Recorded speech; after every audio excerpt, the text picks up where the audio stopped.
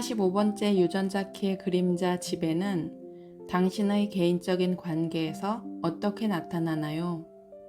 당신의 상호작용에서 지배가 어떻게 작용하는지 생각해 보세요.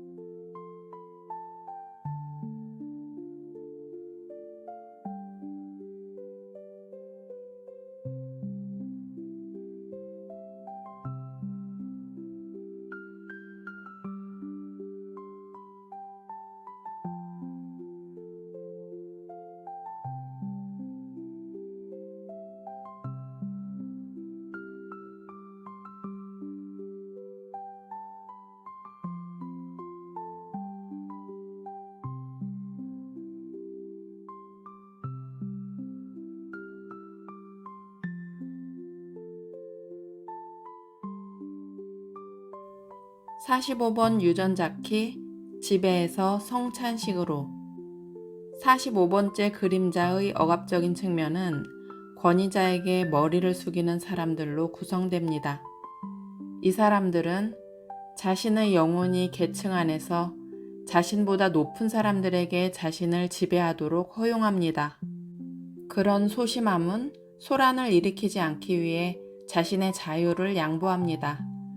그것은 무의식적인 두려움에 뿌리를 두고 있기 때문에 이런 본성은 더 높은 자리에 있는 사람에게 저항하거나 도전함으로써 얻을 수 있는 좋은 일은 없다는 것을 받아들입니다. 45번 유전자 키 그림자 지배.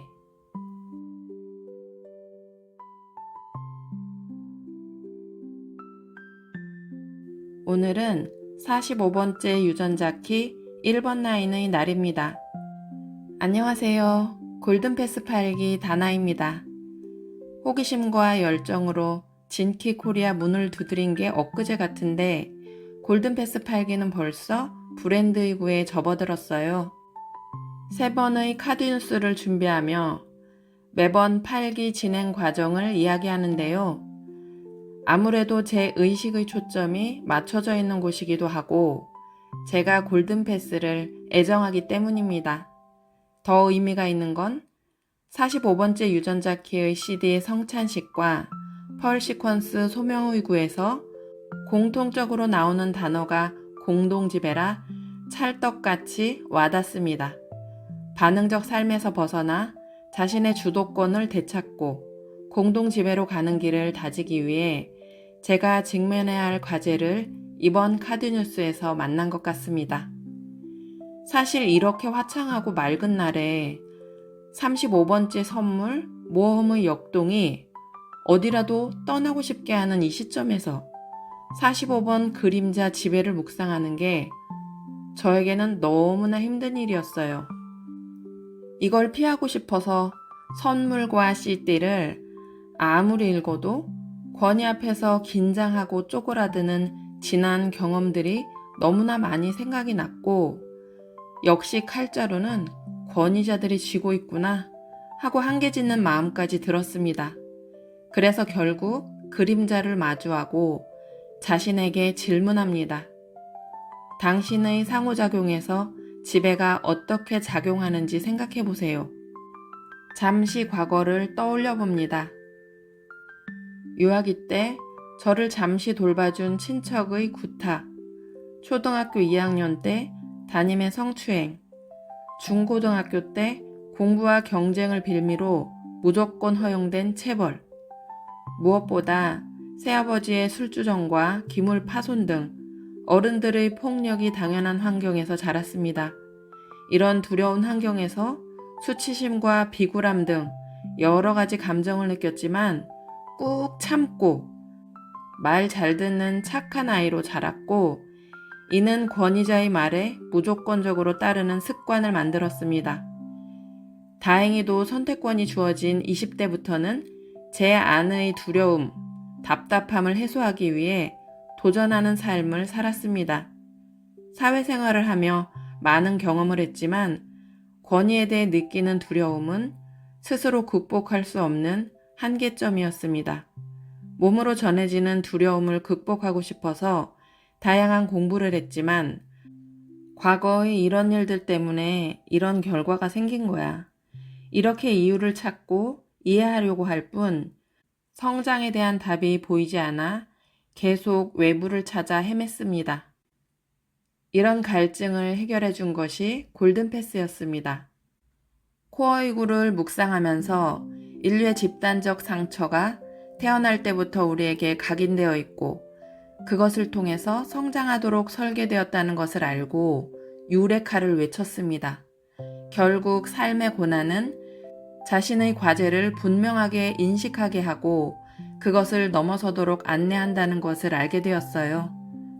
그러니 제가 경험한 모든 일은 이런 일들 때문이야가 아니라 이런 일들 덕분에 제 삶의 방향성을 찾게 되고 자신의 한계를 넘기 위한 밑거름이자 원동력이 된다는 생각으로 변화되었습니다. 그렇다면 앞으로 다가오는 고난도 과거 때문에가 아니라 우주의 에너지, 펄스의 영향으로 그냥 오는 것이고 과거에서 원인을 찾느라 누수되었던 에너지를 모아 성장에 집중해야 한다는 것을 다시 한번 되새깁니다.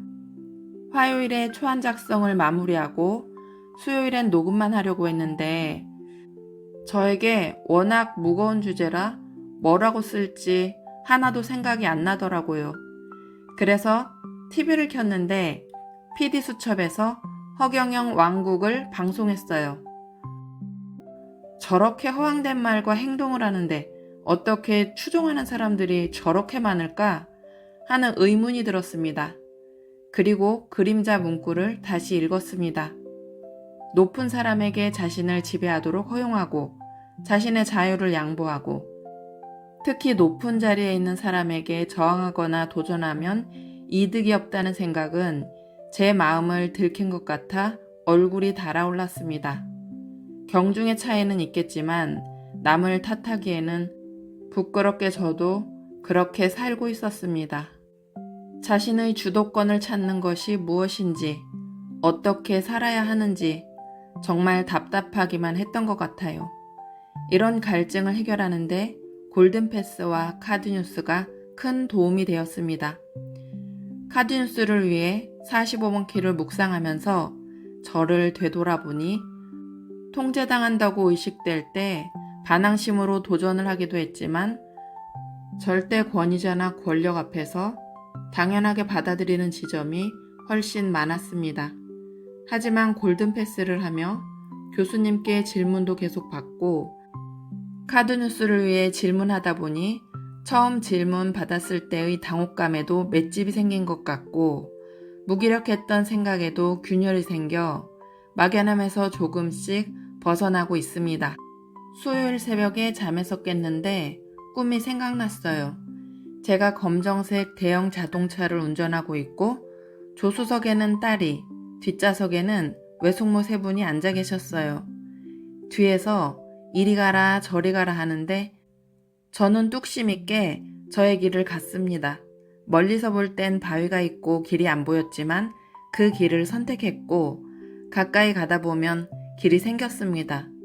이런 고비를 3번 지나니 안심이 돼서 외숙모들을 어디에 내려드릴지 묻기 위해 뒤를 돌아보니 2분은 사라지고 온화한 성격의 외숙모만 한 분 계셨습니다. 꿈은 종종 저에게 길을 안내하는데요. 제가 당차게 운전하고 있다는 것과 앞이 잘 안 보이더라도 나를 믿고 가다 보면 길이 있다는 것으로 느껴졌고 이렇게 자기혁신을 가지고 나아갈 때 외부의 영향력은 자연스럽게 소멸한다는 내면의 메시지로 이해되었고 나아가야 할 방향과 변화의 가능성을 암시하고 있어서 저에게 소중한 선물로 다가옵니다. 카드뉴스를 했기에 이런 선물도 받을 수 있었습니다.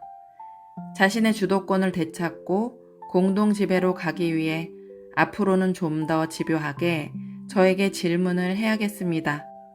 무겁게 지낸 시간에도 끝이 있네요. 이 무거움은 점점 가벼워지겠죠? 현충일에는 맑은 공기도 마시고 힐링 타임을 가져야겠습니다. 여러분도 행복한 주말 보내세요. 감사합니다.